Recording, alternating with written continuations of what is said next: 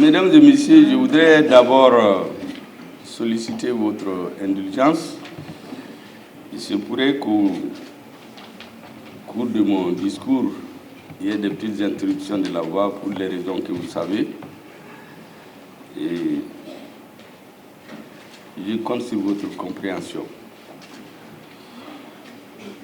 Je voudrais commencer par saluer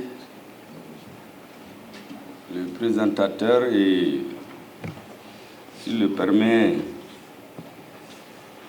ajouter quelque chose à son discours introductif. Il a fait un bon éloge des chercheurs maliens en disant que partout en Afrique, ils sont les meilleurs. Vous savez, pour être fort, c'est toujours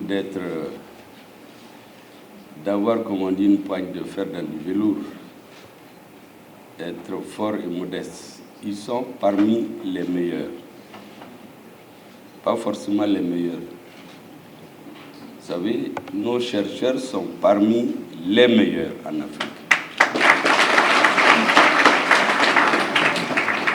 Quand on dit qu'ils sont les meilleurs, ça c'est chez nous. Mais n'oubliez pas que ce que nous disons ici, aujourd'hui regardé par tout le monde, il faut toujours dire ce qui est vrai. Donc avec votre permission, je voudrais ajouter ce petit amendement. La deuxième chose, c'est de saluer le président du patronat du Mali. Vous savez, l'une des grandes caractéristiques négatives de notre éducation, de l'enseignement, c'est qu'on apprend souvent comme du temps du colonialisme. C'est-à-dire on est très fort en théorie. Mais vous savez, les pays qui se développent, c'est ceux qui appliquent toujours ce qu'ils trouvent dans la recherche. Les pays l'un des plus développés aujourd'hui, les États-Unis, vous savez, jusqu'au XVIIIe siècle, quand vous inventez, il faut que ça soit appliqué tout de suite. La science doit aider à améliorer les conditions de vie des citoyens. Les sciences fondamentales qui demandent des années de recherche, c'est toujours bien, mais c'est quand ils sont devenus riches qu'ils se sont concentrés là-dessus. Aujourd'hui, c'est les sciences pratiques. Les citoyens doivent sentir qu'au jour le jour, la science améliore leurs conditions de vie. Et donc, le fait que le patronat du Mali s'intéresse à la recherche scientifique, travaille la main dans la main avec les chercheurs maliens, est un acte majeur que je dois saluer ici et le féliciter. Dans tous les discours, j'ai entendu des belles phrases à son intention, mais de ce que je sais, en général, l'école est trop théorique chez nous. Il n'y a pas d'adéquation, formation, emploi. C'est pourquoi notre école est souvent une fabrique de chômeurs. Donc, quand le patronat s'intéresse à la formation, à la recherche, c'est déjà un très bon signe. Je voudrais aussi associer à ces salutations Madame la Présidente des femmes ingénieures du Mali. Vous savez, souvent, quand on parle de recherche, on ne pense pas souvent à la femme. Surtout quand on parle d'ingénieurs. Quand vous parlez dans les écoles d'ingénieurs, il y a très peu de femmes. Ingénieurs, santé, biologie, les sciences dures, là, il y a peu de femmes là. Alors, les quelques-unes qui se consacrent à la recherche aux sciences dures, je crois, doivent mériter notre attention. J'ai toujours dit que la femme, c'est la mère, c'est la femme, c'est la fille, mais aussi, je dois saluer nos femmes, ce sont aussi des chercheuses. Elles sont dans les sciences. Vous savez, quand je vois notre ministre des infrastructures souvent en jean et avec des bottes d'hommes sur les chantiers, j'applaudis toujours à la télévision parce que ce n'est pas fréquent. Et je vous assure que ceux qui l'ont choisi, et je sais comment elle a été choisie, ont eu la main heureuse. Parce qu'aujourd'hui, vous savez, l'un des grands objectifs contre lesquels les Maliens se sont battus, c'est la lutte contre la corruption.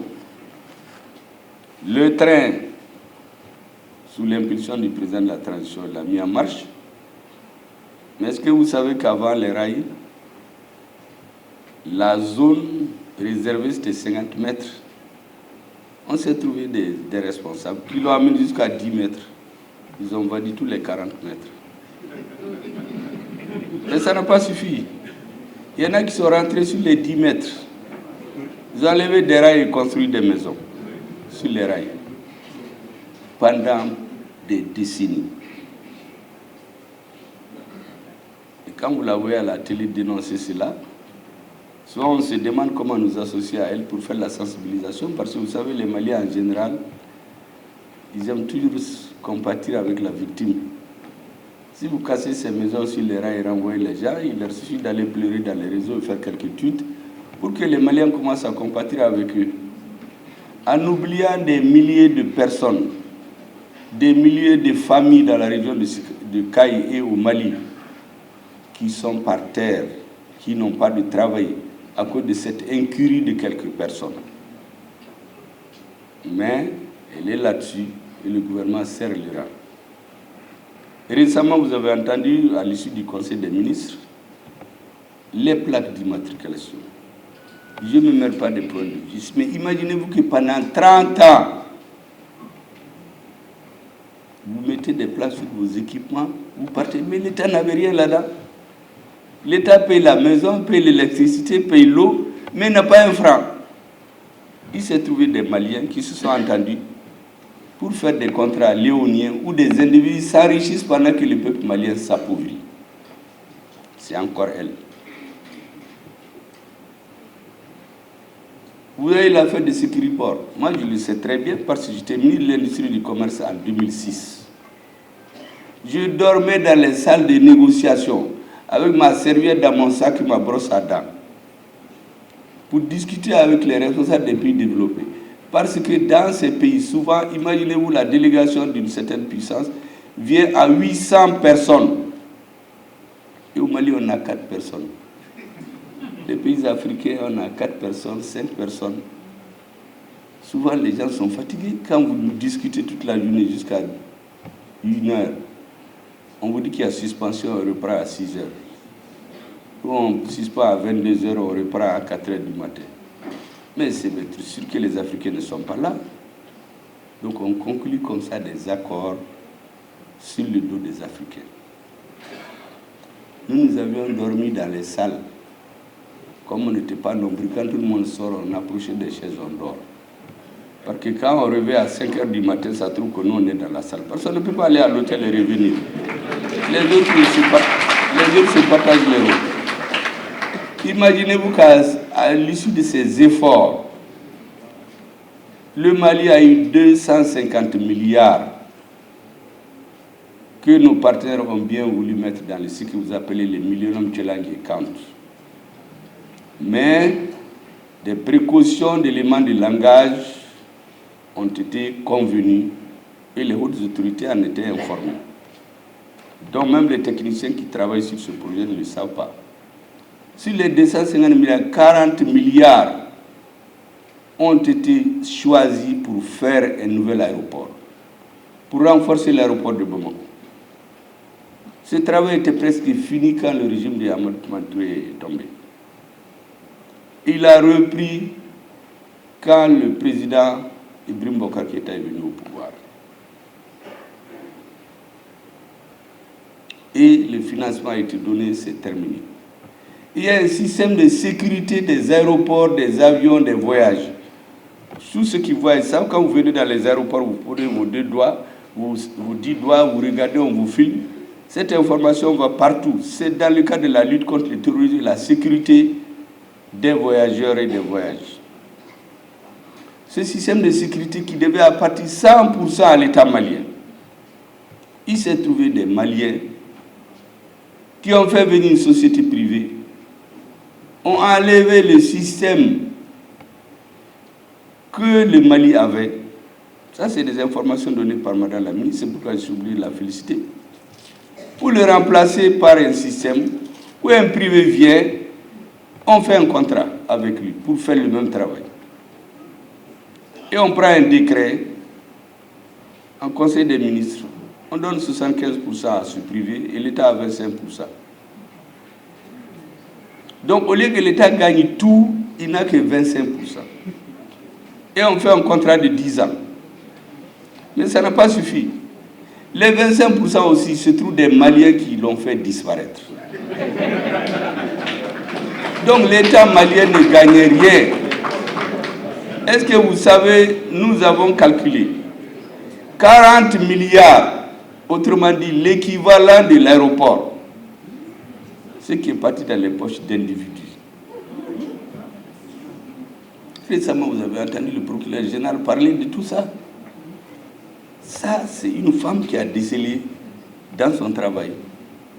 C'est pour ça que je voudrais saluer les femmes ingénieures et j'applaudis tout le temps les femmes chercheuses, les femmes du gouvernement, je les appelle souvent les Amazones, parce que vous aurez constaté souvent les postes difficiles, infrastructure, santé, éducation, là où il y a beaucoup de problèmes. Alors, je me suis débrouillé avec le consentement de qui vous savez à mettre des femmes. Et vraiment, nous en sommes satisfaits. Je voudrais ensuite vous dire que chaque fois que je participe aux événements des chercheurs, des médecins, par un heureux hasard des circonstances, je me trouve dans des conditions particulières. Vous avez parlé ici du professeur Abdul-Karim Koumari. Vous savez, il y a 34 ans, 1989, j'étais presque mort. Je vomissais du sang. Je mettais tout mon salaire. Pratiquement, je n'arrivais même pas à manger. On m'avait prédit la mort. C'est Dieu qui m'a sauvé et ce professeur. Septembre 1989. Imaginez-vous, je n'avais pas de moto ni les moyens. Je partais dormir dans le quartier de Ponger, là, comme ça. Et le matin, il faut être chez lui à 5 heures. Parce que chez lui, il n'y a pas de fils de riches ni de pauvres. Vous êtes premier arrivé, premier servi. Donc, il faut être parmi les premiers. Donc, à partir de 23 heures, les derniers drounies de Kati, je les prends pour aller m'asseoir dans les villages là-bas et être parmi les premiers. C'est comme ça que je me suis retrouvé à l'hôpital. Il m'a opéré et je suis devant vous aujourd'hui. Et lui, il est là aussi dans cette salle. Je voudrais le saluer. Et comme tous les malades, j'ai été ingrat parce que vous savez, les malades ne se rappellent, ils vont voir leur docteur que quand ça rechute. Tant que ça va bien, ils oublient le médecin. C'est pourquoi depuis qu'il a fini de m'opérer, je ne l'ai plus revu jusqu'à aujourd'hui. Donc je voudrais vraiment les saluer. Et c'est une occasion que je ne voudrais pas rater pour lui rendre un hommage mérité. Je voudrais enfin saluer les membres du gouvernement. Vous savez, la recherche, de la même façon que la défense, sont des éléments importants de la construction d'une nation. Et ce n'est pas pour rien que le président a accepté de parrainer lui-même cet événement. Et j'ai tenu à venir là présider l'ouverture moi-même. Et tout le gouvernement, avec en tête le Premier ministre, suivi du ministre d'État, sont tous présents dans cette salle. Je voudrais les saluer. Ils ont laissé toutes leurs activités de ce matin. Parce que vous savez, quand on vient dans les événements, la journée du ministre est perdue. Mais c'est une marque de solidarité envers notre collègue de l'enseignement supérieur de la recherche scientifique. Tous les ministres qui ne sont pas là, ils sont dans des missions spéciales du président, à l'extérieur. Tous les autres sont là. Je disais enfin, mais je voulais dire quelques mots au ministre de la Culture. J'ai entendu récemment dans les réseaux un citoyen, je crois qu'il était énervé, c'est son droit, parce que les gouvernants, nous devons faire attention si on nous tape sur les orteils, sinon sur les doigts. souvent même sur la tête. Quelqu'un s'est plaint des coupures d'électricité et il a dit que même à Mopti, pour faire les tlonguets seulement, on a trouvé du courant. Attention, monsieur. La biennale, c'est plus que ce que vous pensez. La biennale, c'est la culture malienne. Vous savez, l'homme, quand vous avez tout perdu, on dit ce qui vous reste, c'est votre vie, votre culture. C'est la seule chose qu'on ne peut pas vous ôter. On fait 3 ans pour préparer la biennale. Cette année, les populations de Mopti, sous l'impulsion du président de la transition et du ministre de la culture, en 3 mois, dans les défis sécuritaires, avec tout ce que vous pouvez imaginer, Mopti étant au centre de l'insécurité qui nous a été imposée, le peuple malien a relevé ce défi. Nous avons tenu l'une des meilleures biennales en République du Mali, dans l'histoire du Mali. Et donc je voudrais dire à mon frère citoyen, je comprends que vous êtes énervé parce que vous n'avez pas de courant, mais ne dites pas que la biennale longue est fin d'eau, qu'on a dépensé l'argent. Effectivement, on l'a dépensé. Le gouvernement, le président a pris les fonds nécessaires, malgré les difficultés, avec l'accord du peuple malien. Et la population de Mopti a relevé le défi sécuritaire et de réussite. On nous avait dit que ça ne peut pas se tenir, on l'a tenu. Le peuple malien l'a tenu et a passé le flambeau à Tombouctou. Donc j'ai dit aux Tombouctiens, préparez-vous dès maintenant, vous avez 3 ans pour préparer, Mopti n'a eu que 3 mois.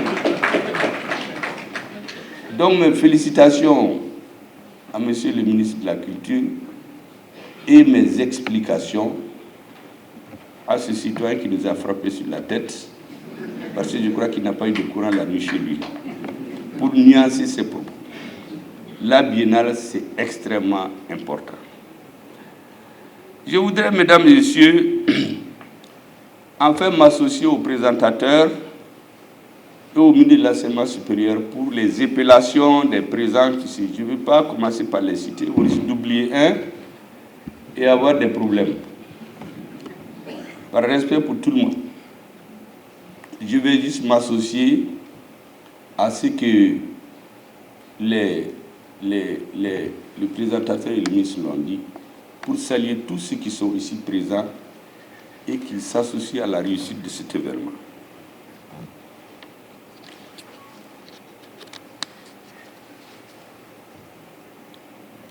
Mesdames et messieurs, c'est avec une immense joie que je prends la parole à la cérémonie d'ouverture des Journées de la recherche et de l'innovation. Cet événement dédié à la promotion de la recherche dans notre pays est le couronnement d'un cheminement, d'un engagement politique des autorités maliennes depuis plusieurs années. On vient de le dire, tous les pouvoirs qui sont succédés ici en faveur d'une recherche scientifique au service du développement. Les présentes journées, placées sous le haut patronage de son Excellence le colonel Assimi Goïta, président de la transition, chef de l'État, j'allais dire chef suprême des armées, je reviendrai là-dessus, constitue un moment unique de notre communion avec la science dans sa plus grande diversité, à travers des hommes et des femmes engagés pour cette noble cause de la souveraineté de notre pays sur tous les plans. En effet, les enseignants-chercheurs du Mali ont un rôle primordial dans le virage historique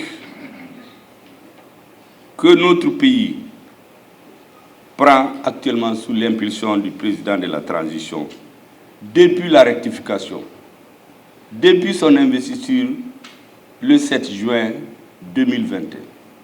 Je rappelle que c'est ce même jour, quand il a été investi par le peuple malien, par la Cour suprême au nom du peuple, qu'il a placé sa confiance au Premier ministre qui est devant vous aujourd'hui.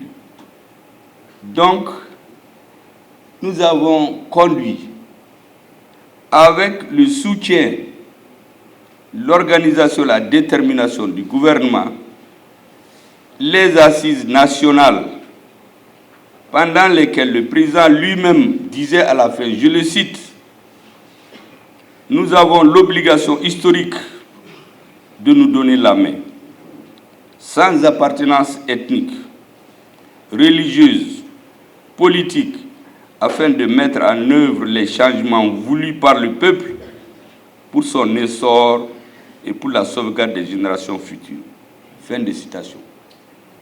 C'est donc à la fin des assises nationales que le président l'a dit. Les enseignants-chercheurs du Mali, je voudrais le rappeler, ont toujours contribué fortement à la hauteur de leurs possibilités, ce que l'État leur consent. Et aujourd'hui, ils contribuent à l'avènement d'une refondation soutenue par des éclairages scientifiques.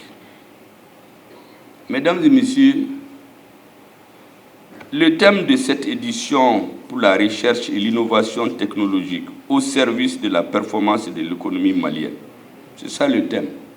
Je me félicite, mesdames et messieurs, de ce choix qui cadre avec la politique nationale des sciences, des technologies et de l'innovation. Cette politique... Ça va venir, ça va venir, ça va venir. Ça va venir, voilà.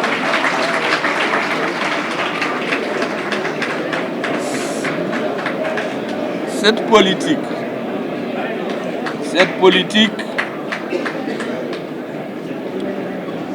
politique entend bâtir une société installée durablement dans le bien-être social et le progrès, sous l'impulsion d'une dynamique nationale de génération, de diffusion et d'utilisation en permanence des acquis de la science, de la recherche scientifique et de l'innovation technologique. L'ambition pour notre pays est de poser les fondements durables d'un potentiel national solide de recherche scientifique et d'innovation technologique pour accroître la performance, la compétitivité et l'équité des systèmes maliens de production économique, sociale et culturelle. Ce vaste chantier ne peut être l'apanage des seuls scientifiques. Il nous engage tous. Ils ont besoin de notre compréhension, de notre soutien et du financement de leurs activités au nom du peuple. C'est ça que les scientifiques attendent. Les cerveaux, la volonté ne manquent pas. C'est dans ce cadre que j'ai reçu, mesdames, messieurs, en janvier 2022, une délégation des scientifiques maliens conduite par le ministre de l'Enseignement supérieur et de la Recherche scientifique, venue me remettre le mémorandum qui a sanctionné le colloque sur, je cite, le Mali à l'épreuve des sanctions de la CEDEAO et de l'UEMOA, contribution des universités pour la définition des pistes de résilience. Fin de citation. C'était un moment difficile. L'embargo a été pris pour perturber l'État malien, pour déstabiliser le gouvernement, pour paniquer la population. Mais les chercheurs se sont donné la main. Au contraire, ils ont organisé un colloque spécialement pour rassurer le gouvernement qui n'est pas seul. Je vous assure que ça fait chaud au cœur. Quand vous voyez un dirigeant parler fort, c'est qu'il sait qu'il n'a pas besoin de regarder derrière. Si vous savez qu'en regardant derrière, il n'y a personne, vous allez baisser la voix et recevoir toutes les instructions, j'allais dire les injonctions. Mais quand vous avez des scientifiques décidés qui organisent des colombes dans la tempête, vous avez des militaires déterminés, vous avez une population soudée, vous pouvez affronter n'importe quel dirigeant intellectuellement. Parce qu'ils n'ont pas le coefficient plus élevé que nous. J'ai dit à leurs ambassadeurs souvent, j'ai dit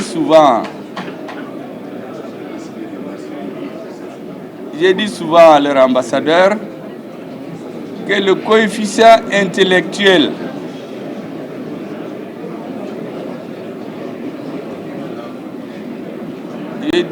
j'ai dit souvent à leur ambassadeur que le coefficient intellectuel de ceux qui dirigent le Mali, le président, le gouvernement qui préside, le Conseil national de transition, les peuples maliens, ils ont un coefficient intellectuel largement au-dessus de ce qu'ils pensent.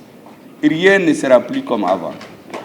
Désormais au Mali, il y aura un avant et un après 7 juin 2021.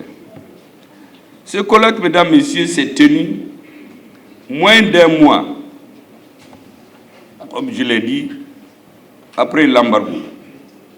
Ce fut un espace souverain de fortes propositions à l'endroit des autorités pour la gestion des longs mois d'embargo.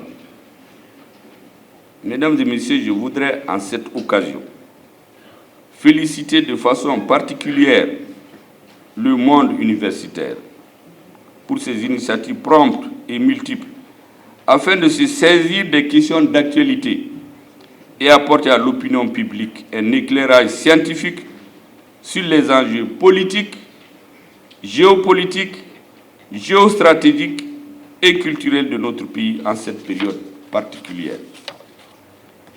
La conviction du président de la transition, chef de l'État, est que pour l'histoire, notre monde universel doit œuvrer à un savoir souverain. Le temps où nous ingurgitons le savoir venu d'ailleurs sans questionnement est révolu. Le temps où nous n'avions des solutions que celles proposées et parfois imposées par les autres est révolu. Le temps où nos chercheurs n'avaient des concepts à développer qu'à travers de se penser dans les laboratoires d'organisation extérieure à nos réalités, ce temps-là prend petit à petit fin dans notre pays. Il est en voie de disparition naturelle. La course à la souveraineté scientifique a commencé, mesdames et messieurs, avec l'instauration du Fonds compétitif pour la recherche et l'innovation technologique. Ce fonds marque un tournant décisif dans la volonté de notre pays à faire écho à la stratégie 2024 de l'Union africaine et des objectifs de développement durable qui invitent les différents pays à consacrer, comme ça a été dit, 1% de leur PIB à la recherche et au développement d'ici 2030. J'espère que ceux qui auront la charge du pays à la fin de la transition se disent que 2030, ce n'est pas loin, hein. Il ne reste que 7 ans. Donc il ne faut pas l'oublier. En effet, son opéralisation a permis de mettre en orbite des chercheurs nationaux travaillant sur des questions profondes en lien avec la santé humaine et animale, l'agriculture, l'énergie et les travaux publics. Mesdames et messieurs, je voudrais ici rendre un hommage aux illustres disparus de la science. Entre autres, Ogobara Dumbo, Mamadou Koumaré, Bakari Kamia, Youssouf Tata Sissé et d'autres, qu'on me pardonne de ne pas les citer, aussi les récents succès engrangés par les chercheurs maliens constituent de véritables leviers conduisant vers de nouveaux sommets.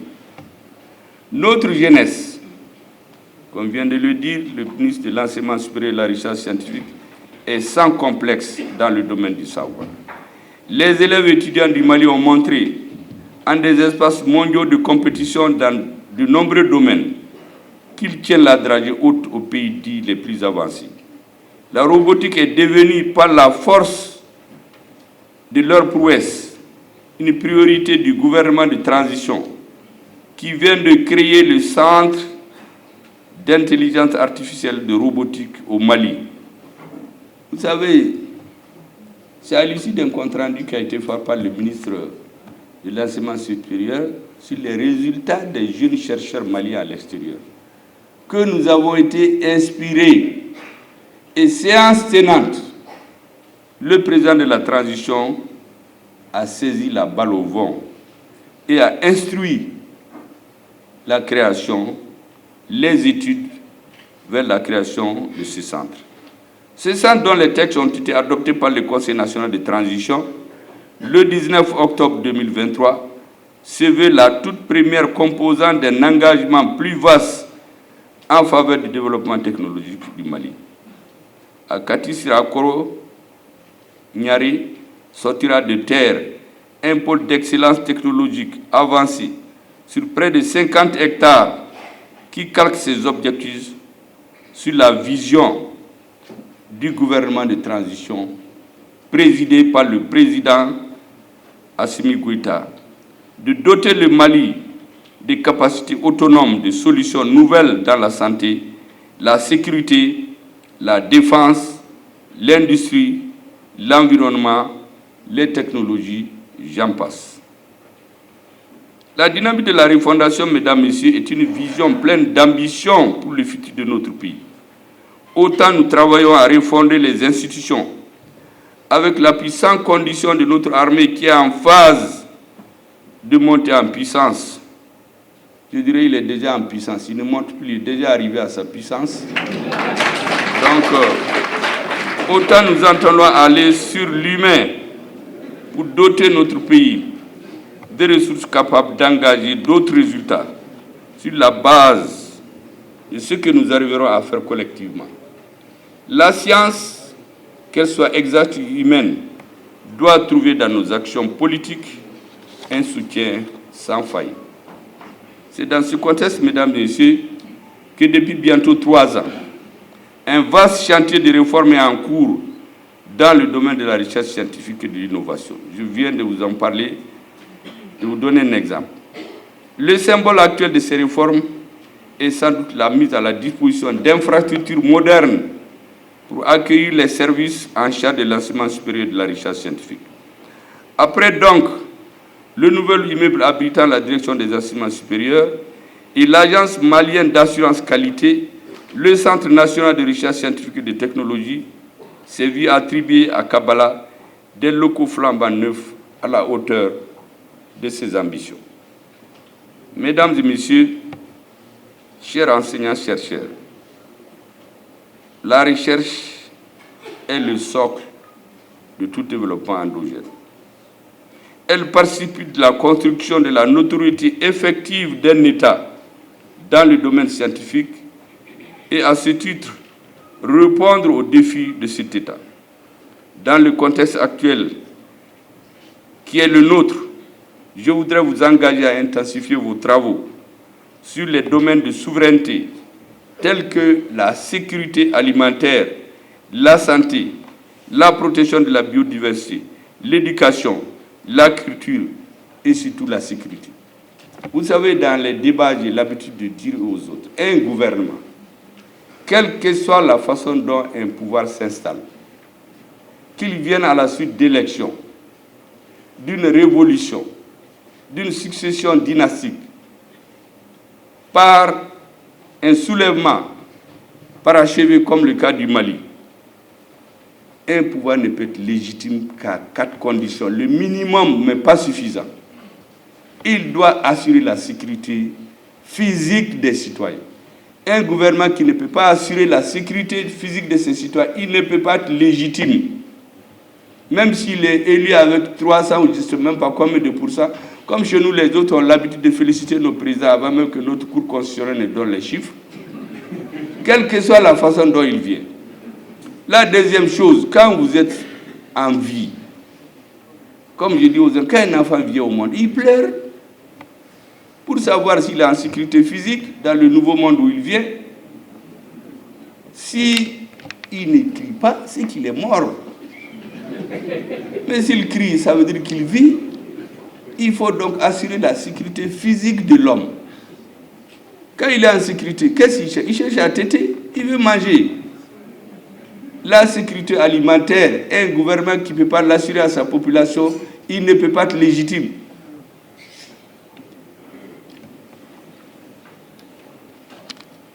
Et c'est pour cela que le président de la transition, avec le gouvernement qu'il préside, a mis la sécurité alimentaire au top directement après la défense. Quand vous êtes bien nourri, vous voulez être éduqué, vous voulez être soigné, c'est ça les 4 conditions. La sécurité physique, alimentaire, éducationnelle, sanitaire et les droits d'aller et revenir. Un gouvernement qui ne peut pas assurer ça, il ne peut pas être légitime, quelle que soit la façon dont il vient au pouvoir. Chez nous, on dit démocratiquement élu, ça suffit, même si c'est avec 3 votants, comme un certain député chez nous, qui a été élu dans un cercle avec 80% des suffrages. Vous savez combien il y a eu de votes dans le cercle en question? Il y a eu 5 votants. Sur les 5 votants, il y a un qui a voté contre lui, et puis il y a 4 qui ont voté en faveur de lui, dont lui-même. Donc 3 votants. Et le monsieur a siégé dans les institutions de la République, démocratiquement élu, pendant des années, en train de narguer les Maliens. Un gouvernement, ce que je vous ai dit là, s'il n'a pas ça, il ne peut pas être légitime. Je viens de vous parler du monsieur qui est lié à 80%, mais ça va nous amener où? Nulle part. C'est pour cela, mesdames et messieurs, dans ce contexte, comme je le disais, la recherche, dans le contexte qui est le nôtre, doit vous engager à intensifier vos travaux sur tous les domaines de souveraineté. Je viens de les citer. Je reviens là-dessus. La sécurité alimentaire, la santé, la protection de la biodiversité, l'éducation, la culture et surtout la sécurité. Vous savez, je vous raconte une anecdote. J'ai reçu un ambassadeur qui voulait me convaincre.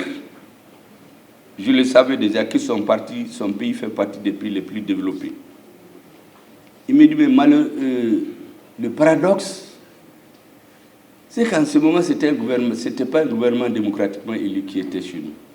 Mais maintenant, vraiment, tout marche bien. Quand il a fini, il a fait un peu d'histoire de son pays. Il m'a dit, mais comment vous connaissez notre histoire? J'ai dit, mais moi, je lis sur tous les pays. J'ai dit, votre pays, c'est lui qui a impulsé ce développement-là. Il est venu par la force. Je lui ai dit, montre-moi un pays dans le monde qui s'est développé à partir de la démocratie. Ça n'existe pas. Tous les pays développés là, ils se sont bâtis sur la sueur et le sang des Africains et des autres d'abord. C'est quand la société est devenue riche, stable, qu'on a cherché à améliorer les conditions de vie des citoyens. La Grèce, d'où nous est venue la démocratie, mais tout le monde ne votait pas, c'est une élite. C'est ceux qui comprennent pourquoi ils votent. En France, les femmes n'ont eu droit au vote qu'en 1952. Aujourd'hui encore, à égalité de diplôme, ils n'ont pas les mêmes salaires.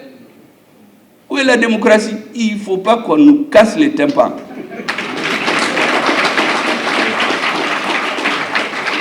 Et j'ai dit aux messieurs, vos 2 problèmes que vous avez résolus, après la guerre, il m'a dit qu'ils avaient 2 problèmes, la faim et l'accès à la science.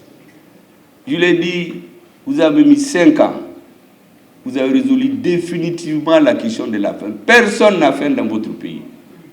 Chez nous, ça fait 30 ans qu'on est en train de parler à Dunkafa, Dunkafa. Dès que quelqu'un vient, les premiers mots de sa campagne, Mbe Dunkafa Sabati. Il y a même un candidat qui a dit aux Maliens que si lui est président, il y aura plus de moustiques au Mali. Mais eux, ils ont mis 5 ans. Il n'y a plus de faim dans leur pays. Ensuite, ils se sont attaqués au développement de la science et de la technologie. Aujourd'hui, c'est un pays phare. C'est l'un des pays les plus développés technologiquement. J'ai dit, mais maintenant, quand vous avez tout ça, il y a la démocratie maintenant. Parce que les gens mangent à leur faim, ils comprennent ce qui se passe. Donc aujourd'hui, la population peut se mobiliser et renvoyer un président s'il gère mal. Renvoyer n'importe quel élu. Mais quand tu prends une population qui a faim, prenons le cas de Douanza, chez mes parents, là, les Dogons, ou bien vous partez au nord à Bintagungu, ou bien dans ma propre commune vers Bara. Mais les gens ont faim. Vous trouvez quelqu'un qui vole l'argent prévu pour acheter des équipements de combat. Il vole des dizaines de milliards. Il vient pendant... Et moi, je ne m'étends pas sur tout, sinon vous allez quitter la salle. Il y a des choses incroyables qui se font ici. Il va avec 1 milliard. Celui qui n'a pas à manger, on lui donne 500 francs. Lui, il peut acheter quelques kilos, quelques grammes de riz pour ne pas mourir. Et vous avez le bulletin de vote. Mais il vous dit qu'il prend ses 500 francs pour ne pas mourir de faim. Il n'a pas voté pour votre idéologie. Il a voté pour ne pas mourir de faim. Mais c'est cette démocratie DCI, dénomination commune internationale, qu'on a voulu construire en Afrique. Il nous faut une démocratie réelle, où on sait pourquoi on vote, et non pas qu'on vote pour ne pas mourir de faim. Voilà ce que je voudrais dire sur ces questions. Je voudrais également vous inviter à faire de vos innovations, des résultats de recherche, de vos résultats de recherche, quand c'est indiqué des solutions économiques de notre marché intérieur et pour l'Afrique. Je viens d'insister là-dessus auprès du président du CNPM que je remercie. La recherche doit se conjuguer avec le développement industriel et économique. C'est le sens de ces journées de la recherche et de l'innovation. Je salue la forte implication des institutions nationales et internationales de recherche et le partenariat établi avec le Conseil national de transition. Nul doute que de ces journées naîtront des collaborations fructueuses entre chercheurs et les acteurs économiques. Je voudrais donc que ces journées posent les bases d'une collaboration multi-acteurs, que les résultats de la recherche soient promis et deviennent le socle d'un véritable développement économique et industriel du Mali. Mesdames et messieurs, je voudrais vous entretenir de façon particulière sur un sujet. Ceux qui suivent mes conférences depuis quelques semaines, les conseillers, les ministres, certains sont même ennuyés parce qu'ils ont l'impression qu'il y a des choses qu'on répète. Mais les enseignants disent que la répétition est pédagogique. La deuxième chose, tout le monde ne regarde pas en même temps ce qu'on dit. Quand certains voient 3-4 fois ce qu'on dit, d'autres n'ont même pas vu. Pendant ce moment, c'est des terroristes qui les mettent en insécurité. Ils ne peuvent même pas manger. Donc plus on multiplie les interventions sur des sujets, plus de chances les citoyens ont à regarder. Parce que notre problème, c'est qu'on ne comprend pas ce qui nous arrive. Les dirigeants sont restés seuls face aux adversaires de nos pays. Or, c'est des gens qui n'ont pas peur des dirigeants. Ils ont peur des peuples. Et le peuple doit être informé et non pas manipulé. C'est pour cela que depuis quelque temps, vous aurez constaté que moi, je ne parle que de l'histoire et des problèmes du Nord. Je ne parle pas des débats politiques à Bamako, parce que c'est secondaire. Quand il y a des difficultés, des problèmes, on isole la contradiction principale d'après les marxistes. On la résout. C'est après qu'on s'attaque au reste du pays. La sécurité au Nord, c'est la contradiction principale. La compréhension des Maliens, par les Maliens de ce qui se passe, c'est la contradiction principale. Si la majorité des Maliens comprennent ce qui se passe dans leur pays et ne se nourrissent pas uniquement à ce qu'a dit RFI, BBC, France 24, les journaux, mais ils comprennent par lui-même. C'est ça, c'est ces deux points qui font la force d'un pays. Une armée décidée, des citoyens qui comprennent ce qui se passe. Parce que beaucoup de choses, souvent, nous les faisons, ce n'est pas parce qu'on ne veut pas, c'est parce qu'on ne sait pas, on ne comprend pas, on ne sait pas ce qui se passe. Je voudrais donc m'adresser à un certain nombre d'interlocuteurs de façon précise. Cette fois-ci, je l'ai choisi pour qu'il n'y ait pas de nuages. Je voudrais d'abord m'adresser à nous-mêmes, la direction politique du Mali. Je voudrais vous dire que notre président, le colonel Assimi Goïta, a édicté 3 principes qui doivent guider désormais toute action publique. Vous les connaissez déjà. Je les répète pour ceux qui ont un peu oublié. Il faut préserver la souveraineté du Mali. Tout pays qui veut travailler avec nous doit préserver, avoir comme acte numéro 1 le respect de nos souverainetés. Deuxième chose, si on tue les Maliens, si les Maliens ont faim, les Maliens décident de résoudre leurs problèmes. Ils décident de choisir un partenaire. Mais pourquoi on peut les refuser? Donc le deuxième choix, la deuxième condition que le président a édictée, le libre choix du partenaire stratégique du Mali et de tous ses partenaires et de son partenariat. Et enfin, la défense des intérêts du peuple malien dans tous les actes que nous posons. Ces 3 principes-là doivent guider toute action des Maliens, en priorité les dirigeants. Maintenant, une fois que nous avons compris cela, au niveau des dirigeants, je voudrais parler des forces armées de sécurité.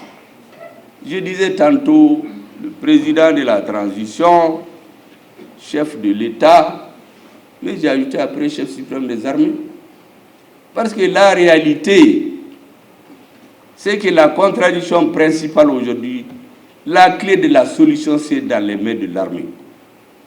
Dans les mains du chef suprême de l'armée, du ministre de la Défense, des chefs militaires.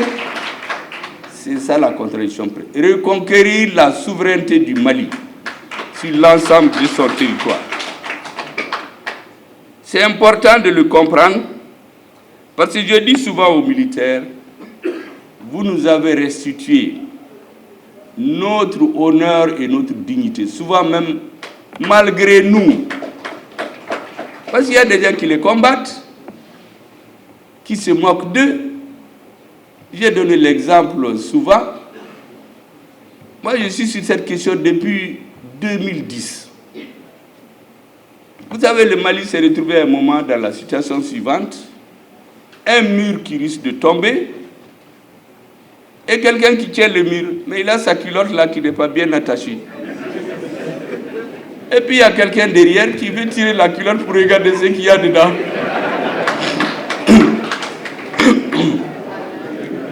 Les militaires maliens se retrouvaient dans cette situation.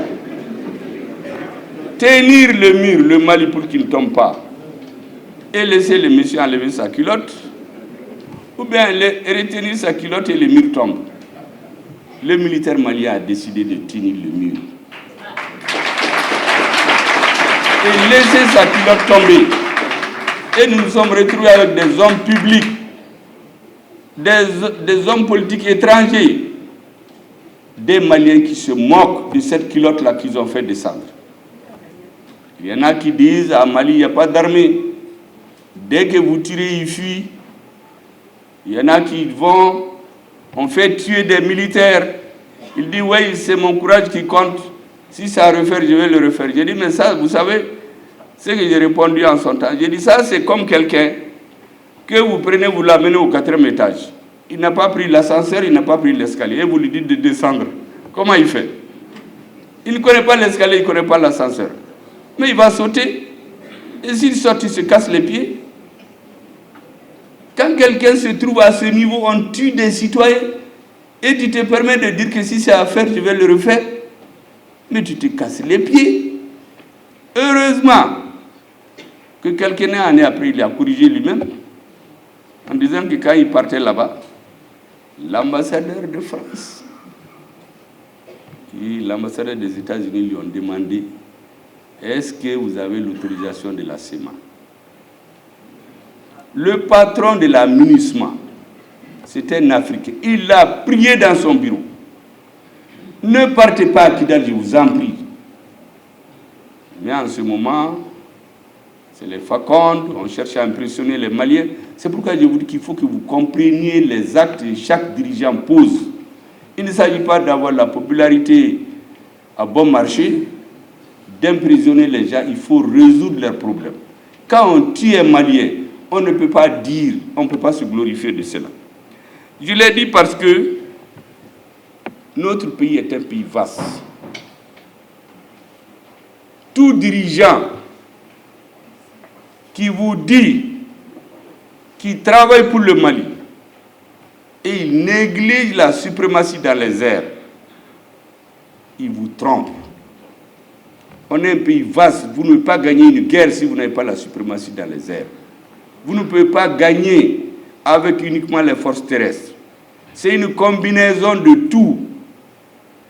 Et quand on organise la destruction de l'armée de l'air, c'est ce qui m'a fait dire à certains que l'armée de l'air est tombée par terre et puis l'armée de l'air a foutu le camp en l'air.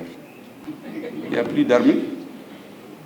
Quand il n'y a plus d'armée, les chercheurs ont beau chercher, les musiciens ont beau faire la musique, les hommes de culture ont beau tout faire, mais ça ne marchera pas. Et c'est pour cela que je continue à dire, à répéter autant de fois que sous la haute direction du président de la transition, du gouvernement, sur la grande et historique lucidité du ministre de la Défense et des anciens combattants, sous les actions déterminées et résolues des chefs militaires et des hommes de troupes sur le terrain, notre armée, nos femmes nous ont rendu, vous ont rendu, ont rendu aux Maliens, j'allais dire aux Africains, notre honneur, notre dignité, et très souvent, au prix du sacrifice ultime, je voudrais leur dire Djanjo. Le peuple malien vous sera éternellement reconnaissant. Et ceux qui tombent sur le terrain ne seront jamais oubliés. Un jour viendra, nous serons de ce monde ou non, où des Maliens vont aller quelque part et dire, si j'ai mon père, mon grand-père, mon arrière-grand-père, qui a donné sa vie, qu'on a tué innocemment parce qu'il était assis tranquillement dans un bateau, pour que le Mali soit ce qu'il est aujourd'hui, pour que moi je sois libre. Mon père, mon arrière-grand-père, ma mère, mon arrière-grand-mère sont morts pour le Mali dans les années 2020. Nous serons donc éternellement reconnaissants à nos rangs. Je dis souvent aux soldats, ne vous découragez jamais. Vous pouvez perdre des batailles, mais vous allez gagner la guerre. Notre peuple peut perdre des batailles, mais il va gagner la guerre. Parce que la cause que nous défendons est juste. Quand on défend une cause juste, il ne faut pas céder.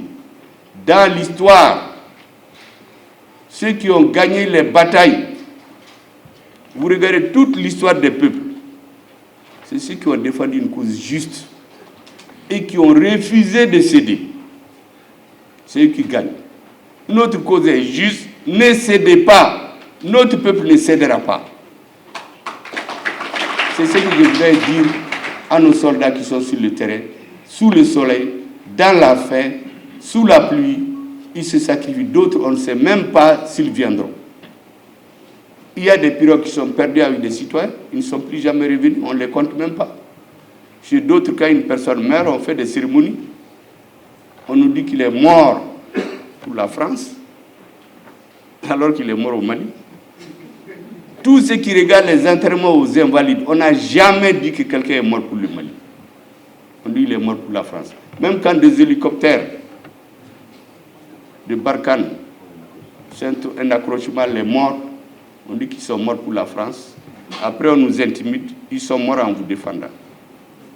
Et vous allez regarder, je l'ai dit à certains, moi je suis très respectueux de la vie de tous les hommes qui meurent. Et nous leur serons toujours reconnaissants. civils et militaires, maliens et étrangers. Mais on ne peut pas nous intimider avec ça. Or, c'est devenu un outil qui est instrumentalisé pour nous intimider. Et c'est pourquoi on a fait des décomptes. On travaille aussi. 95% des forces étrangères qui sont mortes au Mali, c'est des Africains, c'est nos frères. 95%. Or, pourtant, ils ne sont rien dans l'importation du terrorisme. Et j'ai expliqué que nous avons les preuves irréfutables que tous les mouvements terroristes sont fabriqués, sponsorisés, entretenus tous les jours par les services spéciaux des pays qui veulent nous dominer. Nous avons été à l'ONU pour donner nos preuves. On nous a refusé. Et puis, s'est retrouvé des journalistes, des gens qui disent, mais montrez vos preuves. Mais nous ne sommes pas sur une arène médiatique. Nous sommes un État sérieux. Nous avons des pays qui ont en charge la sécurité internationale. Si nous avons les preuves que la sécurité est perturbée par quelqu'un, nous venons lui donner les preuves. On nous dit, non, vous ne donnez pas les preuves, mais exposez-les à la presse. Mais nous ne le ferons pas. Mais je vous dis que c'est sûr, tous les mouvements terroristes sont entraînés, financés, tous sponsorisés de l'extérieur. Les citoyens n'ont rien demandé. C'est une guerre qui nous est imposée de l'extérieur. Et notre armée nous permettra de tenir. Je voudrais parler aux populations du nord, du centre, du sud et de l'ouest pour leur endurance, leur résilience patriotique et leur dire, tenez bon, gardez l'espoir des Malikoura. Inch'Allah, je ne vais pas jusqu'à donner une date, mais je dirais dans quelques années, comme m'a dit le grand shérif de Nioro, le Mali va devenir un pays où certains vont chercher des visas pour venir, grâce à nous. Donc, félicitations aux populations civiles. Les populations de Tombouctou, de Taoudeni, de Menaka, de Gao, de Kidal. Voici des populations qui n'ont rien demandé à personne, mais qu'on est en train de terroriser pour les amener à céder. Mais notre armée, notre président dit que ça ne passera pas. Je voudrais leur dire de vous démarquer des terroristes et leurs alliés qui font le double jeu. Vous avez trop souffert de ces doubles jeux. Vous avez trop souffert des doubles langages. Nous cherchons la paix. Et je dois dire solennellement que notre main est tendue.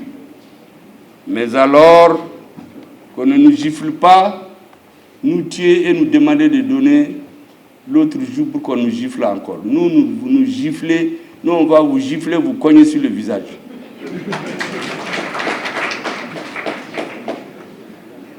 Vous savez, il y a beaucoup de choses qui se disent. Vous allez prendre toutes les rébellions au Mali, toutes, de 1989 à aujourd'hui. C'est des gens qui viennent de l'extérieur qui l'amènent.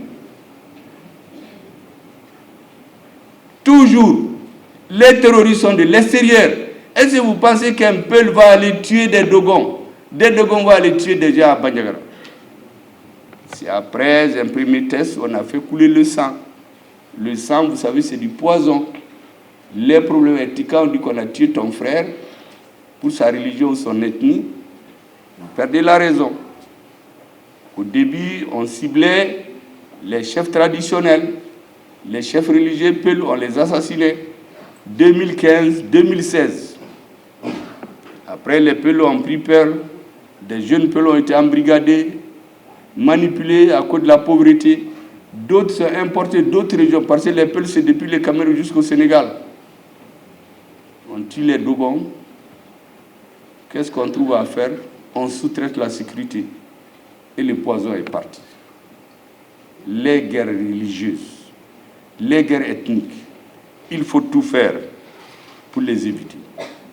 C'est pour cela que quand récemment, des cousins de Gom ont dit, même qu'il y a des gens, sous le couvert de Dozo, ils sont en train de terroriser les populations d'Ogo. Ah, je lui ai dit, mais vous avez dit que c'est les peuples. Il dit non, que c'est chez eux, là, il y en a qui vivent de ça. J'ai dit, c'est ça la terreur. Il y a des gens qui vivent de l'insécurité. Ce n'est pas le Mali que les gens cherchent.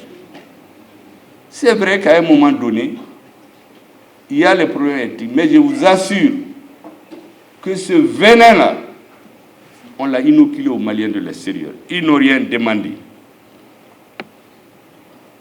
Moi, je vois la participation de nos populations. J'ai dit aux gens en 1989, vous avez un parti unique, l'UDPM. Il y avait 10 sections. Sur les 10 sections, les 8 avaient comme secrétaire général et députés des Arabes et des Touaregs. Aucun Soreil n'en a fait un problème. Aucun Pélo, aucun Bambara. Parce qu'il n'y a pas ce problème-là chez nous. On est venu après. On a fait une mauvaise analyse. Prendre les arguments des gens. Qu'est-ce que les présidents ont fait? Vous savez, la paix n'a pas de prix. Il y a un coût à payer. Et notre pays l'a payé. On a intégré tous les ressortissants du Nord qui avaient un diplôme. Les Soreilles, les Peuls, les Tamashek, les Arabes dans la fonction publique, sans concours. Alors que les autres Maliens doivent faire le concours. On a intégré 2500 rebelles sur une armée de 7500 personnes. 25%. Dans quel pays ça se fait? Les Maliens ont accepté, parce que pour eux, c'est le coût qu'il faut pour qu'il y ait la paix. Mais ça servit à quoi? Dans la région de Kidal, quand a été tombé, les gouverneurs, les préfets, les maires, les sous-préfets, les conseillers ministres, ils sont tous élus dans la région. Personne ne les a imposés derrière. Même le gouverneur, c'est les gens de Kidal qui disent au président qu'il faut nommer comme gouverneur. On a tenu là-bas une conférence sur la région de Kidal. 500 milliards ont été promis à l'État. On n'a pas pu investir un franc. Vous faites des puits, on tue les gens. Vous faites des écoles, on les casse. Vous amenez des voitures, on les vole. Vous voulez faire des routes, on tue les ouvriers, les pays fuient. Mais c'est les mêmes personnes qui viennent nous dire qu'il n'y a rien au Nord. L'ANICT, c'est un ressortissant du Nord qui l'a dirigé pendant 10 ans. C'est la banque des collectivités. L'agent pour le développement du Nord, c'est à la primature. C'est récemment que j'ai envoyé au ministère de la Réconciliation. Pendant 20 ans, c'est un ressortissant du Nord qui dirige. Qui l'a empêché d'investir? Donc les pauvres populations du Nord, à leur nom. Moi, j'étais ministre de l'Industrie et du Commerce. Quand des gens sont venus avec des exonérations bidons, j'ai refusé. Bon, ils ont passé par les voies que l'on connaît, voire le président, on a validé. Mais c'est des exonérations au nom des populations du Nord. Des gens vont dans la banlieue de Bamako, ils vendent, ils se partagent, ils construisent des villas, des somptuaires. Celui qui est dans la rébellion aujourd'hui, il a une maison avec 4 piscines au Mali. Mais les gens de Kidal ne font pas l'école depuis des années. Les enfants des pauvres. Mais on ne peut pas continuer ça. Il faut mettre fin à cette situation. Vous savez, beaucoup ne savent pas que les différents mouvements au Mali, 1958, 1963, 1989 et après, et les gens sont entendus. En 1968, notre grand-père, Intalla, est-ce que vous savez, son frère était ici en prison? Ils ont été arrêtés à la suite de la première rébellion. C'est le président du Mali qui l'a sorti. Il a dit, ne commencez plus la rébellion. Dites ce dont vous avez besoin, on va le régler. Mais quand il y a eu la rébellion en 1990, le pays qui les a poussés à ça, le président lui a dit, si tu veux mettre le feu au Mali, je vais mettre le feu dans tes palais. À une réunion avec le président d'Algérie et du Niger. Mais après, quand ils ont été militairement, les gens sont venus à Bamako. Il était là avec tous ses autres collègues. On les a promenés voir l'office du Niger, on leur a dit de choisir ce qu'ils veulent faire. C'était on choisit des champs, d'autres ont dit de leur donner des voitures. Mais après, quand le régime est tombé, il y a eu de nouveaux termes, les démocrates en armes. Les gens ont fait balader l'État pendant 1 an. On est allé prendre des conseillers français et étrangers pour nous faire un nouvel accord. Ahmed Baba Misket Garpizani. On est venu dire que avant les gens disaient qu'ils étaient 200 et quelques, 240.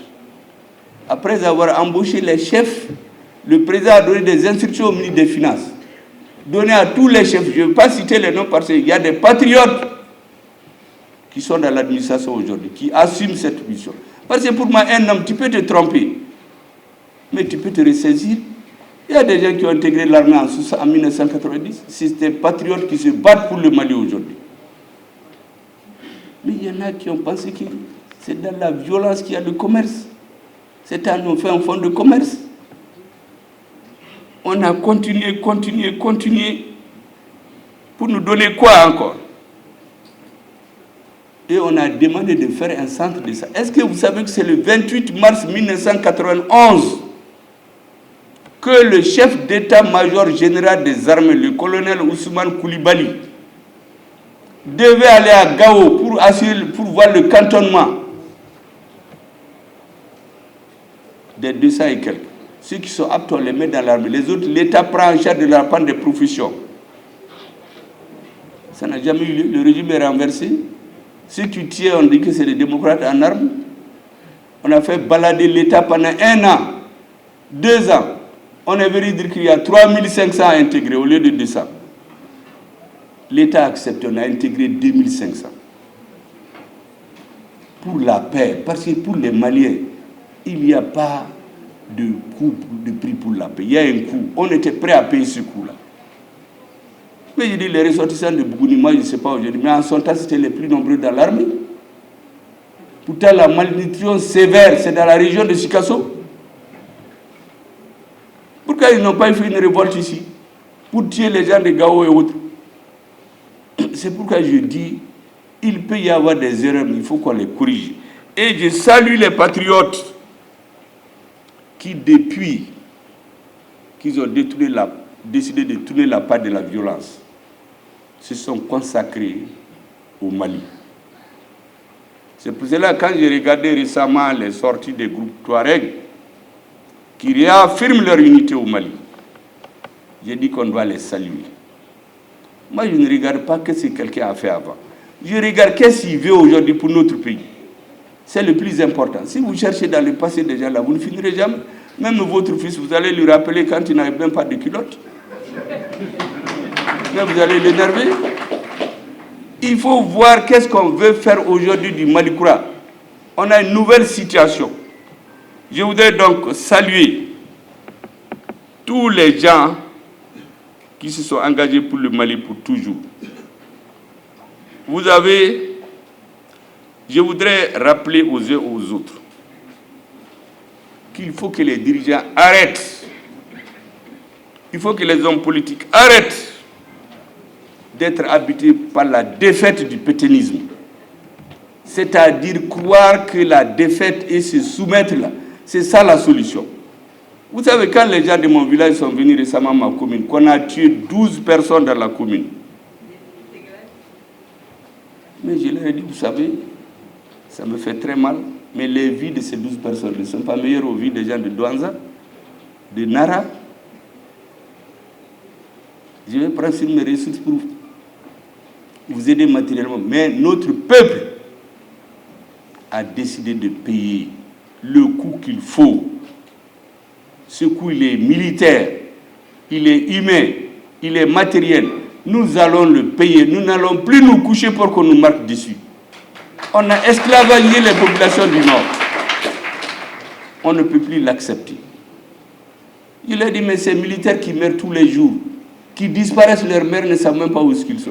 Pourquoi vous pensez que leur vie est aussi chère pour nous? Mais il y a un coût à payer. Nous allons payer toutes les grandes nations dans l'histoire qui n'ont pas payé le coût du sang, le prix du sang pour leur souveraineté. Ils ne l'ont pas été. travailler sur la peur. Dès qu'on tue une ou deux personnes, tout le monde a peur, on ne peut rien. Et on est soumis comme ça. Notre peuple est réfractaire à la suggestion. Vous savez, moi je voudrais lancer un appel pressant à deux personnalités. Yad Agali.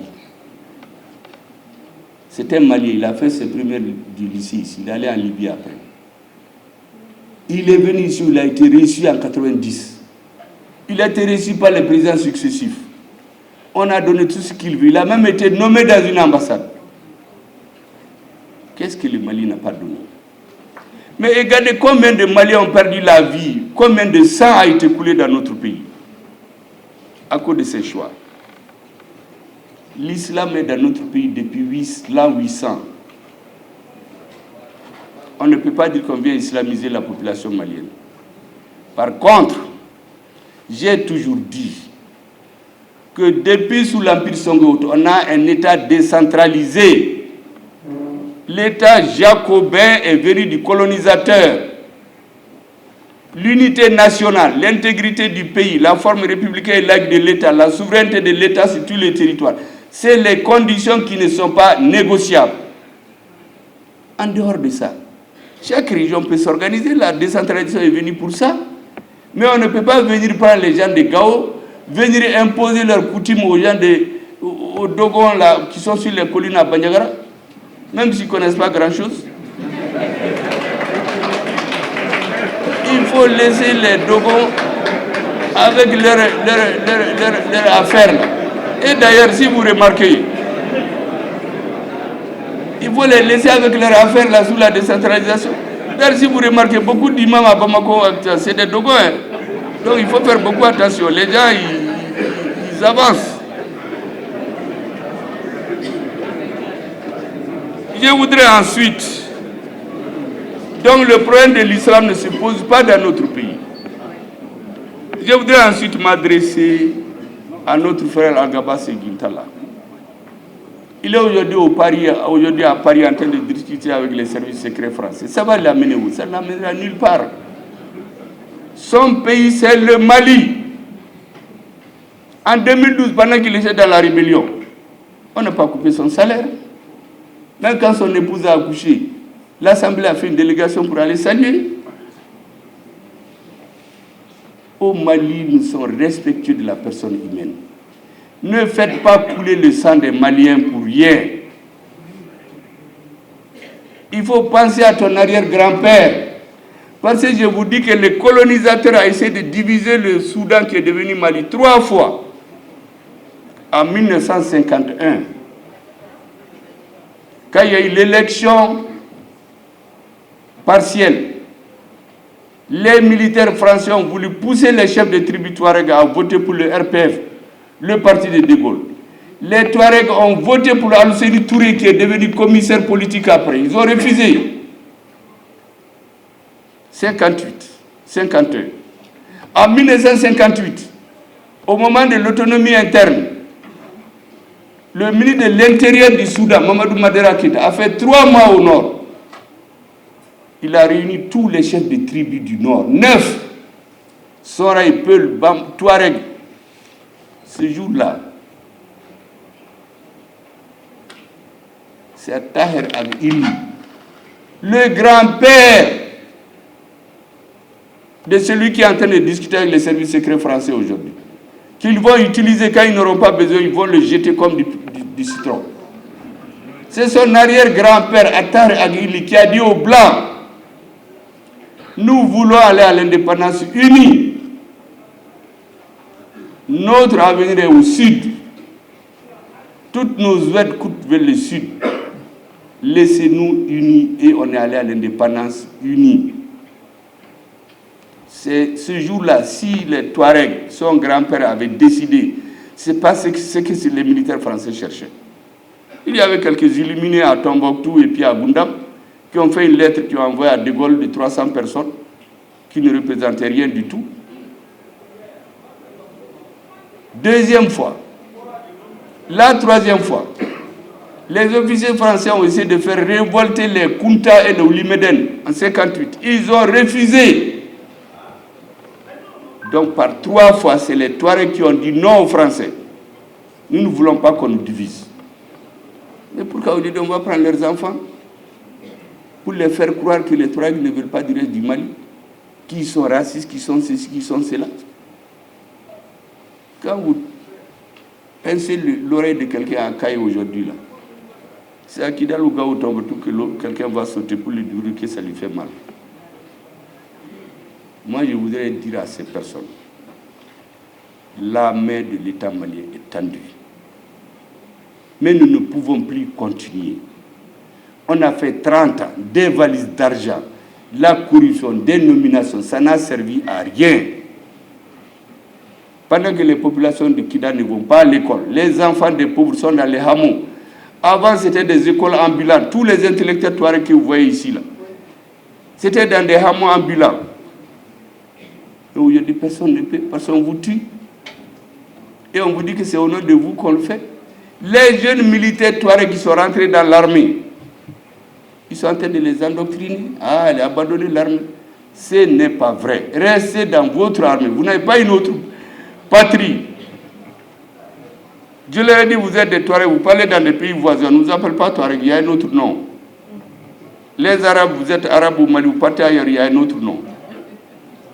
Le Mali, c'est votre pays. Personne n'a plus droit à Bamako que quelqu'un de Kidal ou de Taoudeni ou ailleurs. Comme lui n'a pas plus droit à Kidal qu'un autre Malien. Venez faire la paix. Arrêtez de couler le sang des Maliens. Parce qu'aujourd'hui, nous n'accepterons plus qu'un ou 2 individus illuminés se laissent manipuler par des services secrets étrangers pour faire couler le sang des Maliens. Parce qu'ils sont manipulés par des services secrets.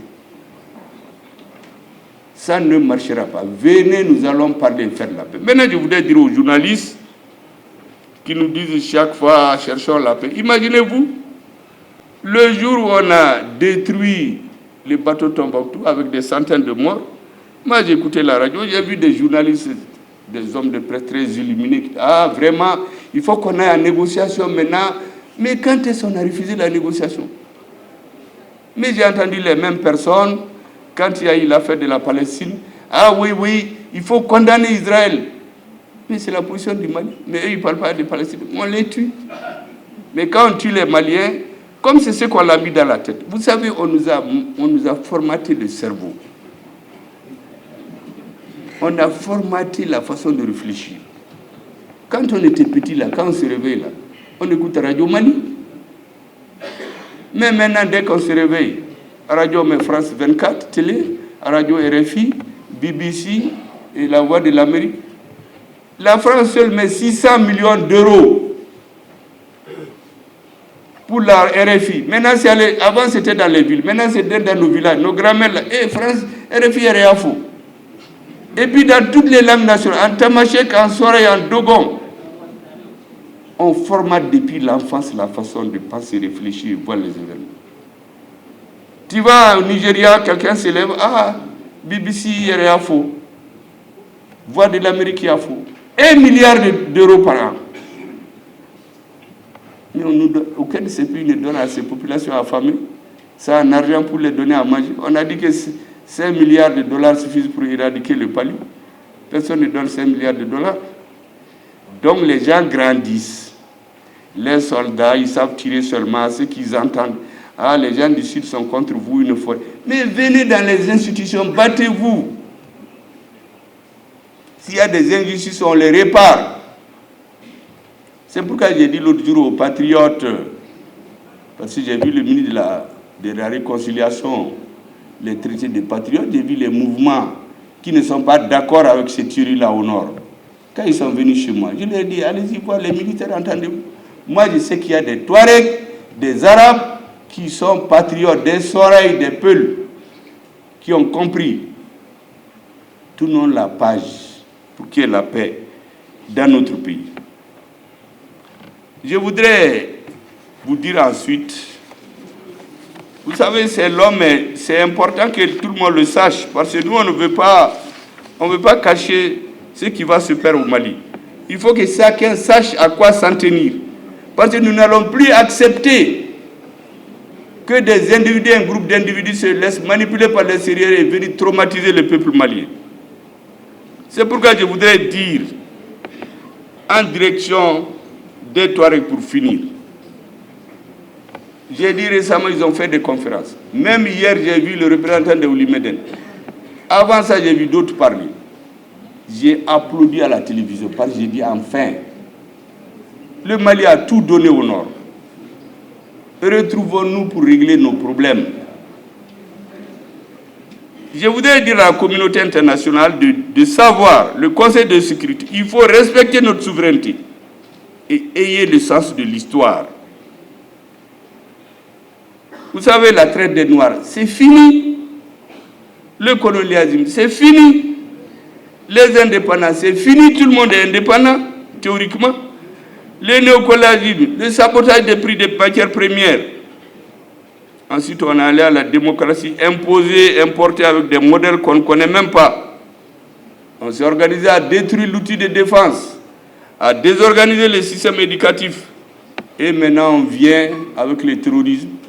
Parce qu'on s'est organisé à avoir dans beaucoup d'États une élite politique corrompue dont la base, c'est des ignorants.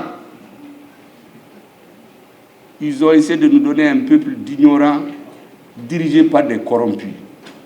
Heureusement qu'il y a des hommes comme vous qui ont refusé ça. Ils ont continué à faire la recherche. Mais les gens, ils se mêlent de rien.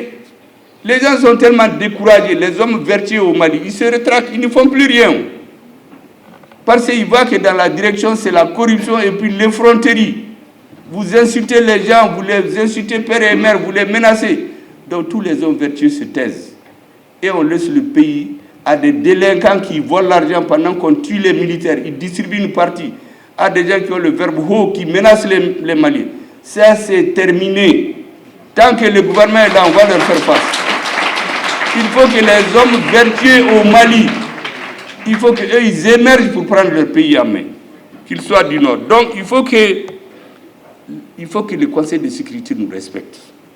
Le colonialisme, là, il a commencé en Afrique. L'Afrique, on dit, c'est le berceau de l'humanité. L'Afrique sera le tombeau du colonialisme.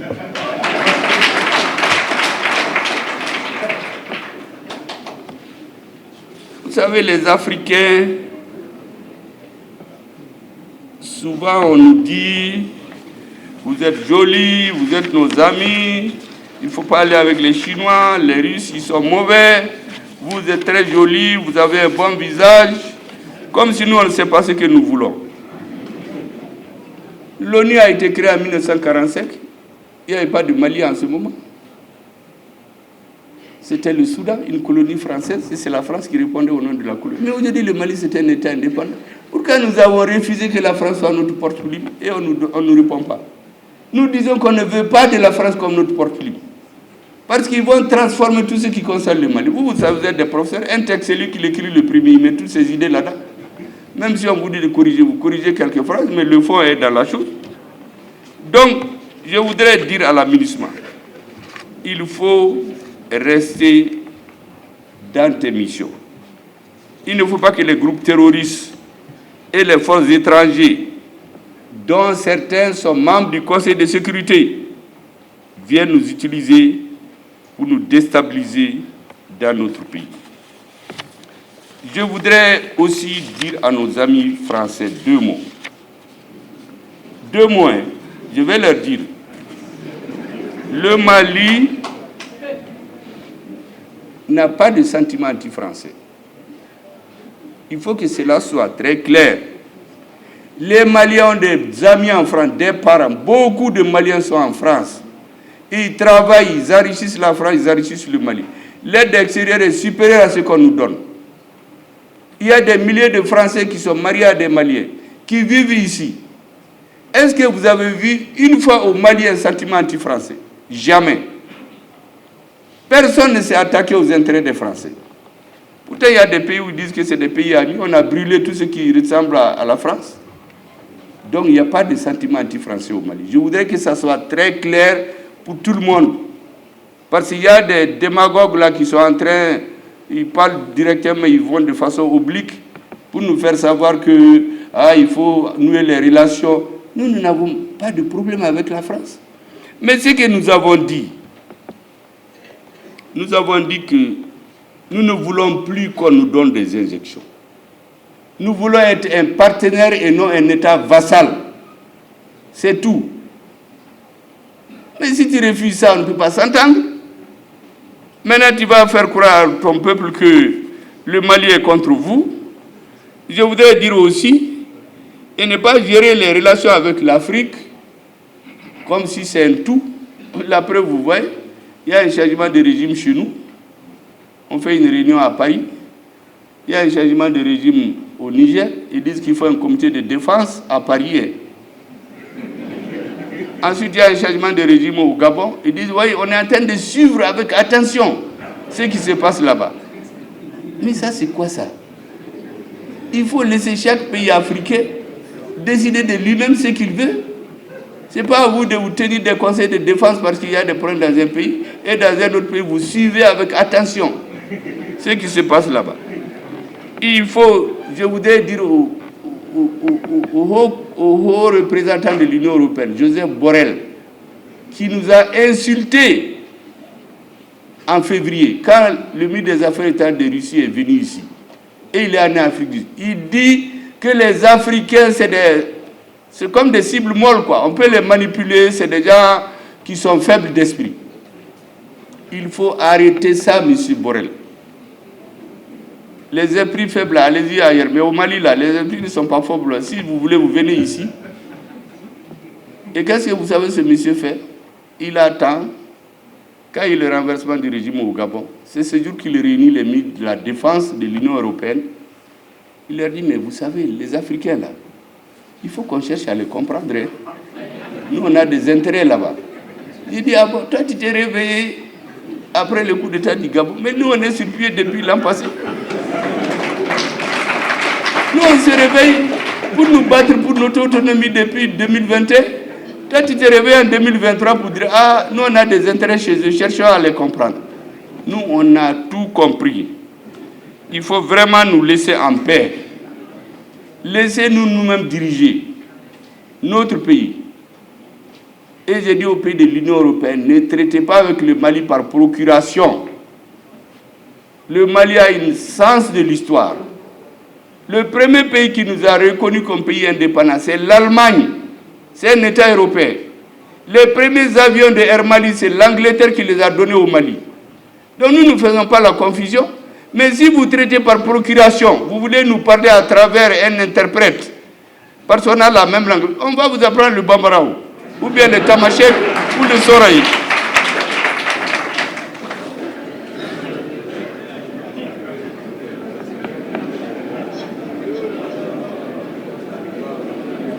Je voudrais remercier de façon particulière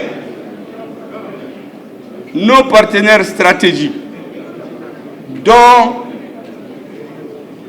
la Fédération de Russie et le président Poutine. Imaginez-vous, avant, on ne peut pas payer d'avion, on ne peut pas payer d'hélicoptère. On ne pouvait même pas acheter des lunettes à vision nocturne. Même ça, on nous a interdit. Les militaires prennent des camions remplis de motos dans des zones terroristes. C'est à partir de Bamako que quelqu'un téléphone pour dire de les laisser. Mais vous imaginez ça? Des politiques corrompus, manipulés de l'extérieur qui ont 3-4 passeports. Comme je dis, quand ils s'abaissent, les passeports qui tombent là, les autres là, ils les cachent. Et quand notre pays sera détruit, ils vont prendre femmes et enfants, ils regagnent le pays de leur choix. Nous, on n'est pas dans ça. Notre nationalité, c'est le Mali. Donc, ceux qui nous aident à avoir des avions de combat, des hélicoptères, notre partenaire russe, Turquie, qui nous aide à avoir des drones, il faut les remercier. Nos partenaires chinois, les remercier. D'autres partenaires remercient tous ceux qui aident le Mali à sortir de cette bourrasque-là.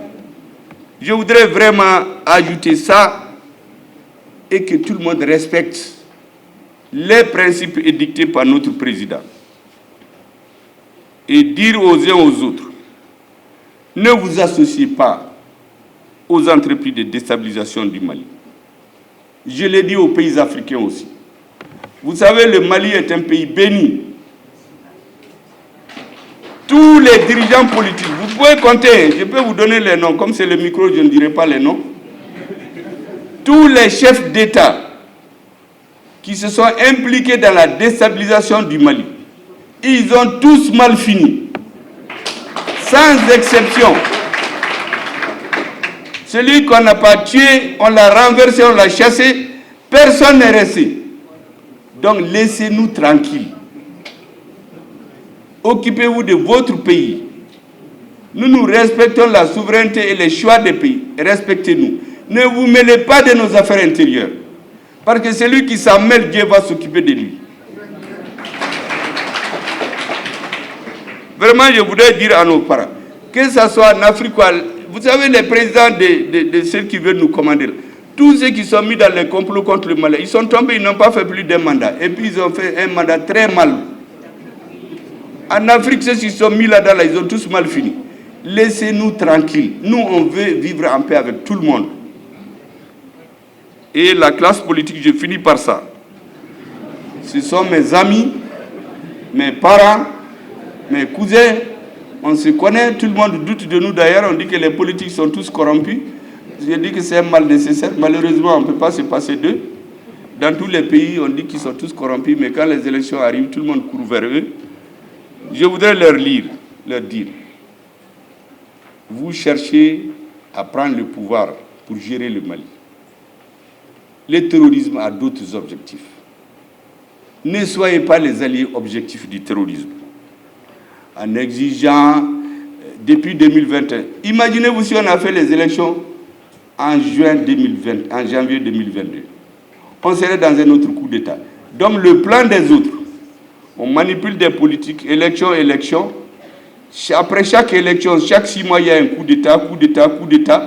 Et en fin de compte, il n'y aura plus de pays.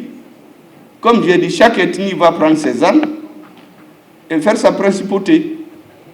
Donc ils auront des principautés ethniques, les Songhai, les Peuls, les Touaregs, les Arabes, les Bamana, les Sénoufos. J'ai dit, même les Dogons vont avoir leurs principautés avec les chefs. Ils vont dire qu'ils sont présidents, eux aussi. Eux aussi, ils vont créer leur principauté là-bas chez eux, là, à Badiagara, qu'eux aussi, ils veulent le pouvoir. Et les principautés, on va les mettre en guerre. Ils vont continuer à se tuer.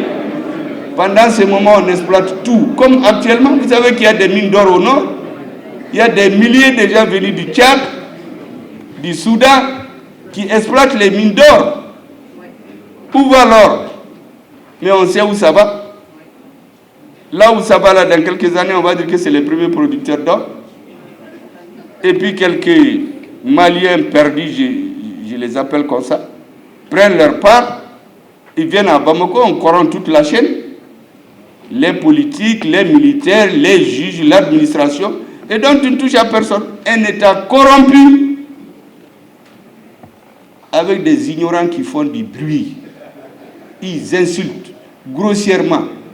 Et les gens vertueux se taisent. Ils laissent leur pays. C'est terminé ça.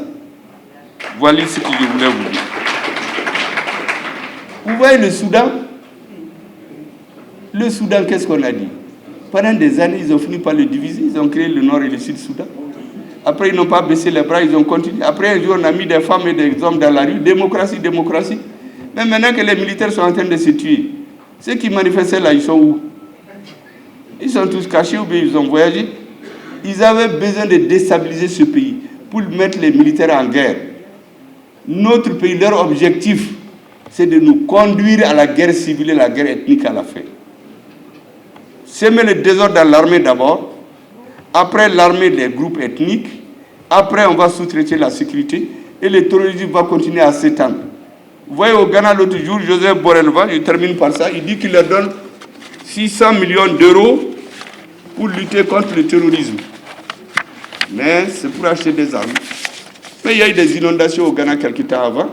Pourquoi on n'a pas donné 600 millions d'euros pour lutter contre les inondations? Pourquoi on n'a pas donné 600 millions d'euros, 40 milliards à peu près de francs CFA, pour faire des infrastructures, pour faire des écoles, pour faire des centres de santé? Mais on les donne pour acheter des armes, pour lutter contre le terrorisme, qui était il y a 10 ans confiné au nord du Mali. Pendant qu'ils sont chez nous, ils l'ont étendu jusqu'au sud. Et maintenant, ils vont leur donner des armes. Voilà ce que je voulais expliquer aux Maliens. Ça a été très long, mais je veux que les Maliens comprennent. Parce qu'il y a des gens qui sont étonnés, ils disent le Premier ministre, là, il parle trop.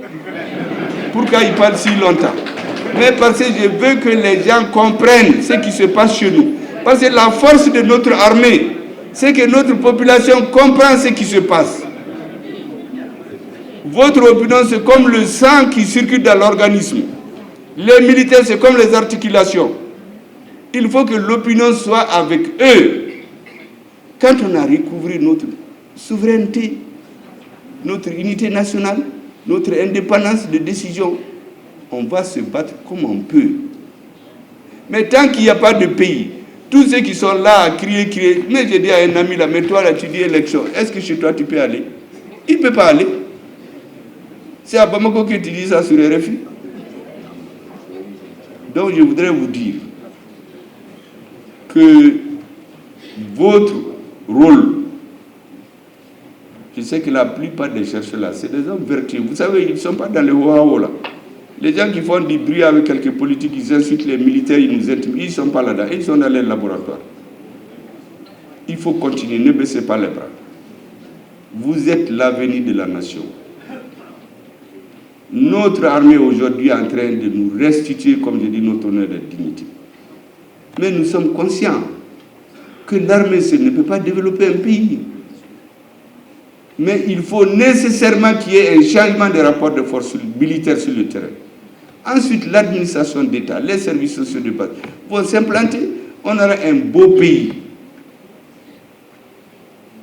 Grâce à vous, grâce à votre patience, grâce à votre résilience, grâce à votre façon de comprendre le monde. Voici ce que je voulais vous dire et déclarer que vos journées sont officiellement ouvertes. Merci beaucoup. Merci bien, merci.